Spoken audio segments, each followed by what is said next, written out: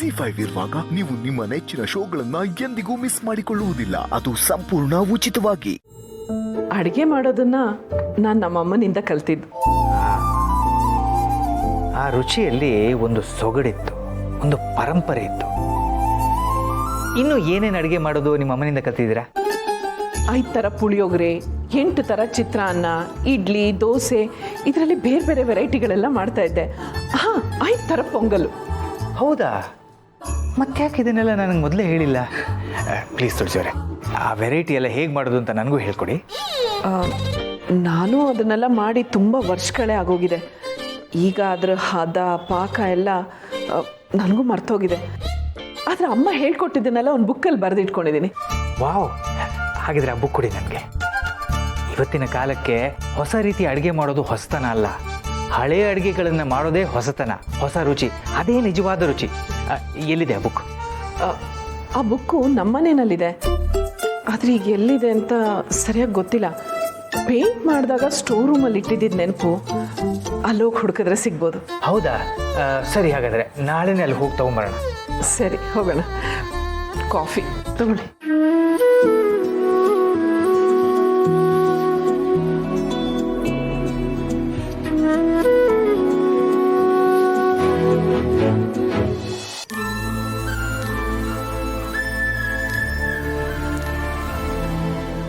ಅಭಿ,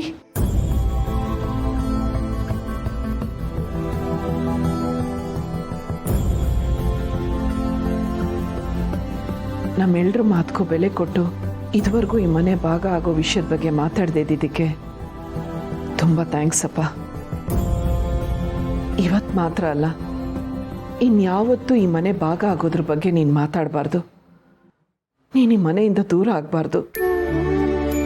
ಹಾಗಾಗಬಾರ್ದು ಅಂದರೆ ನಾನು ಈ ಮನೆಯಲ್ಲಿರಬಾರ್ದು ಅಷ್ಟೇ ಅಲ್ವಾ? ನಾನು ಈ ಮನೆಯಲ್ಲಿರೋದು ನಿನಗೆ ಇಷ್ಟ ಇಲ್ಲ ಅಂತ ನನಗೆ ಗೊತ್ತು. ಅದಕ್ಕೆ ನೀನು ಹೇಳ್ದಾಗೆ ಇವತ್ತು ರಾತ್ರಿನೇ ನಾನು ಈ ಮನೆ ಬಿಟ್ಟು ದೂರ ಹೋಗ್ತಾ ಇದ್ದೀನಿ. ನಾಳೆಯಿಂದ ನಾನು ಈ ಮನೆಯಲ್ಲಿ ಯಾರ ಕಣ್ಗೂ ಕಾಣಿಸ್ಕೊಳ್ಳೋದಿಲ್ಲ. ನಾನು ಈ ಕಾರಣಕ್ಕೆ ಮನೆ ಬಿಟ್ಟು ಹೋದೆ ಅನ್ನೋ ವಿಷಯ ನೀನು ಯಾರಿಗೂ ಹೇಳಬಾರ್ದು. ಯಾರ ಕಣ್ಣಲ್ಲೂ ನನ್ನ ಮಗ ಕೆಟ್ಟವನಾಗೋದನ್ನ ನಾನು ಸಹಿಸಲ್ಲ.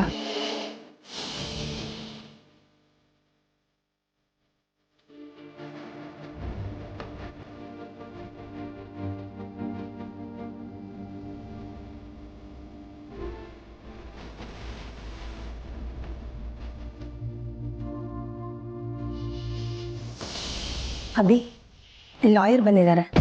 ಲಾಯರ್? ಯಾವ ಲಾಯರು? ಅದೇ ಆಸ್ತಿ ಭಾಗ ಆಗಬೇಕು ಅಂದ್ಯಲ್ಲ, ಸುಮ್ಮನೆ ಯಾರನ್ನೋ ಮಧ್ಯಕ್ಕೆ ತಂದು ತೊಂದರೆ ಆಗೋದು ಬೇಡ ಅಂತ ಡ್ಯಾಡೇ ಲಾಯರ್ನ ಕಳಿಸ್ಕೊಟ್ಟಿದ್ದಾರೆ. ಇಡೀ ಆಸ್ತಿಲಿ ಸ್ವಲ್ಪನೂ ವ್ಯತ್ಯಾಸ ಆಗದೆ ಇರೋ ಹಾಗೆ ಪ್ರತಿಯೊಂದೂ ಡಿವೈಡ್ ಮಾಡಿ ನಿನ್ನ ಪಾಲಿಗೆ ಏನು ಬರುತ್ತೋ ಅದನ್ನು ನಿನ್ನ ಹೆಸರಿಗೆ ರಿಜಿಸ್ಟರ್ ಆಗೋವರೆಗೂ ಎಲ್ಲ ಜವಾಬ್ದಾರಿನೂ ಅವರೇ ತಗೋತಾರೆ. ಅದಕ್ಕೆಲ್ಲ ತುಂಬ ಲೀಗಲ್ ಪ್ರೊಸೀಜರ್ ಇರುತ್ತೆ ಅಲ್ವಾ? ಅವ್ರು ಬಂದಿದ್ದು ಒಳ್ಳೆಯದೇ ಆಯ್ತಲ್ವಾ? ಸರಿ ಬಾ, ಅವ್ರ ಜೊತೆ ಮಾತಾಡು.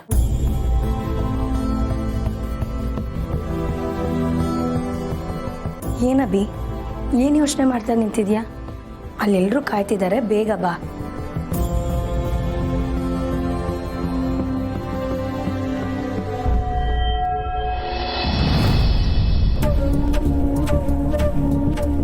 ನಮಸ್ಕಾರ. ನೀವು? ಅಡ್ವೊಕೇಟ್ ವಿಶ್ವನಾಥ್. ಕೂತ್ಕೊಳ್ಳಿ.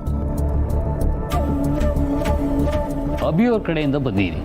ಈ ಮನೆ ಭಾಗದ ಬಗ್ಗೆ ಇವತ್ತು ಫೈನಲ್ ಆಗಬೇಕು ಅಂತ ಹೇಳಿದ್ದಾರೆ, ಅದಕ್ಕೆ ಬಂದಿದ್ದೀನಿ.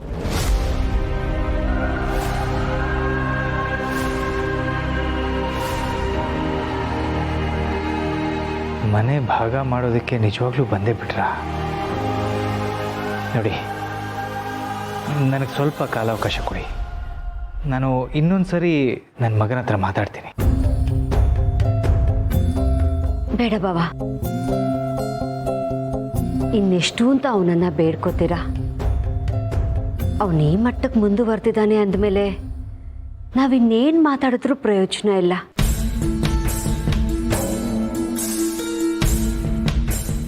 ಬಿಟ್ಬಿಡಿ ಬಾವಾ, ಏನೇನಾಗುತ್ತೋ ಆಗಲಿ.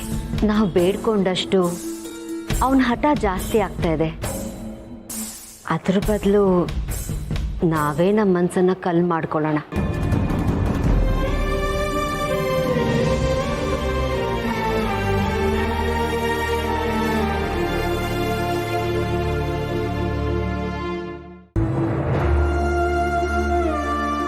ಅಣ್ಣ, ಸಮಾಧಾನ ಮಾಡ್ಕೊ.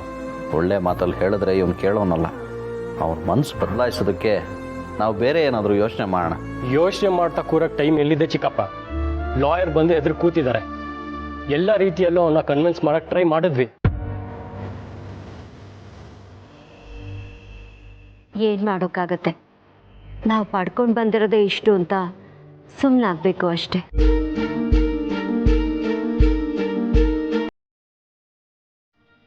ನಾವು ಮಕ್ಕಳನ್ನ ಎಷ್ಟೇ ಪ್ರೀತಿಯಿಂದ ಬೆಳೆಸಿದ್ರು ಅವ್ರು ಬೆಳೆದ ಮೇಲೆ ನಮ್ಮನ್ನೇ ದೂರ ಮಾಡಿಬಿಡ್ತಾರೆ. ಅವನು ಈ ರೀತಿ ನಡ್ಕೋತಾ ಇರೋದ್ರಿಂದ ನಮ್ಮ ಮನಸ್ಸೇ ಒಡೆದೋಗ್ತಾ ಇದೆ. ಅಂಥದ್ರಲ್ಲಿ ಈ ಆಸ್ತಿ ಮನೆ ಭಾಗ ಆಗೋದ್ರ ಬಗ್ಗೆ ನಾವು ಯಾಕೆ ಯೋಚನೆ ಮಾಡಬೇಕು ಬಾವ? ಮನ್ಸಿಗೆ ನೆಮ್ಮದಿನೇ ಇಲ್ಲ ಅಂದಮೇಲೆ ಆಸ್ತಿ ಇಟ್ಕೊಂಡು ಏನು ಮಾಡೋದು ಹೇಳಿ?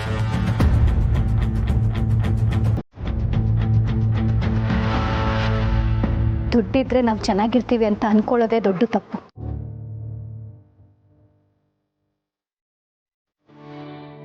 ಇವತ್ತು ನಮ್ಮ ಹತ್ರ ಈ ಆಸ್ತಿ ಅಂತಸ್ತು ಇಲ್ಲ ಅಂದಿದ್ರೆ ಅಭಿ ನಮ್ಮನ್ನು ಬಿಟ್ಟು ಹೋಗೋ ಮಾತೇ ಆಡ್ತಿರ್ಲಿಲ್ಲ. ಅವರೇ ಈ ಮನೇಲಿ ಇಲ್ಲ ಅಂದಮೇಲೆ ಆಸ್ತಿಗೆ ಬೆಲೆ ಎಲ್ಲಿದೆ? ಅವನಿಗೇನು ಬೇಕೋ ಎಲ್ಲ ಕೊಟ್ಬಿಡಿ ಮಾವ. ನನ್ನ ಮನಸ್ಸಲ್ಲಿರೋದನ್ನೇ ಪೂರ್ಣಿ ಹೇಳಿದಾಳೆ. ನನಗೆ ಈ ಆಸ್ತಿ ಮೇಲೆ ಯಾವ ಆಸೆನೂ ಇಲ್ಲ. ಅವನಿಗೆ ಏನು ಬೇಕೋ ಕೊಟ್ಬಿಡಿ. ನೀವೆಲ್ಲ ಹೀಗೆ ಕಾಂಪ್ರಮೈಸ್ ಆಗಿ ಅಭಿ ಅವ್ರು ಏನು ಕೇಳ್ತಾರೋ ಅದನ್ನು ಕೊಡೋ ಹಾಗಿದ್ರೆ ನಿಮ್ಮ ಸ್ಟೇಟ್ಮೆಂಟ್ ಕೂಡ ಬಾಂಡ್ ಪೇಪರಲ್ಲಿ ರಿಜಿಸ್ಟರ್ ಆಗಬೇಕು. ಈ ಫೈಲ್ನಲ್ಲಿ ನಿಮ್ಮ ಕಂಪ್ನಿ, ಮನೆ, ಬ್ಯಾಂಕ್ ಬ್ಯಾಲೆನ್ಸು, ಒಡವೆಗಳು, ಚರಾಸ್ತಿ, ಸ್ಥಿರಾಸ್ತಿ ಒಟ್ಟಾರೆ ಎಷ್ಟಿದೆ ಅನ್ನೋದು ಫುಲ್ ಡೀಟೇಲ್ಸು ಇದೆ. ನೀವೆಲ್ಲ ಮಾತಾಡೋದಕ್ಕೆ ತಯಾರಾದರೆ ಇದರಲ್ಲಿ ಅಭಿ ಅವ್ರ ಪಾಲ್ಗೆ ಏನೇನು ಸೇರುತ್ತೆ ಅಂತ ನಿಮಗೆ ಡೀಟೇಲಾಗಿ ಎಕ್ಸ್ಪ್ಲೇನ್ ಮಾಡ್ತೀನಿ. ಬೇಡ, ಅದರ ಅವಶ್ಯಕತೆ ಇಲ್ಲ. ನನ್ನ ಪಾಲಿಗೆ ನನ್ನ ಮಕ್ಕಳೇ ನನಗೆ ದೊಡ್ಡ ಆಸ್ತಿ. ಅಭಿ ಏನು ಕೇಳ್ತಾನೋ ಎಲ್ಲ ಅವನ ಹೆಸರಿಗೆ ಮಾಡಿಬಿಡಿ.